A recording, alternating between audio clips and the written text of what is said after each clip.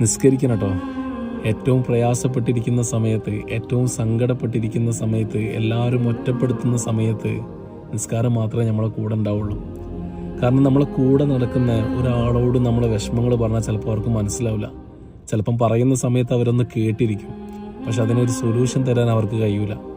എല്ലാ പ്രയാസങ്ങൾക്കും, എല്ലാ കഷ്ടപ്പാടുകൾക്കും, എല്ലാ വേദനകൾക്കും സൊല്യൂഷൻ തരാൻ കഴിയുന്നത് പടച്ച തമ്പുരാന് മാത്രമാണ്.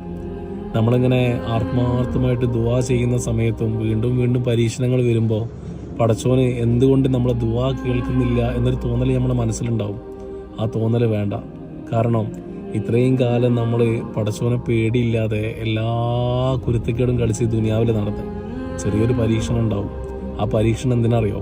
പടച്ചോനെ ഏറ്റവും ഇഷ്ടമുണ്ടായത് കൊണ്ടാണ്. പക്ഷെ റിസൾട്ട് കിട്ടും. റിസൾട്ട് കിട്ടാൻ കുറച്ച് കാത്തിരിക്കണം. പടച്ചോനല്ലാണ്ട് നമ്മളെ വിഷമങ്ങൾ മനസ്സിലാക്കാൻ ഇന്ന് ഒരാൾക്കും കഴിയൂല. അതുകൊണ്ട് ആത്മാർത്ഥമായിട്ട് നിസ്കരിച്ച് പടച്ചോനോട് ദുആ ചെയ്ത്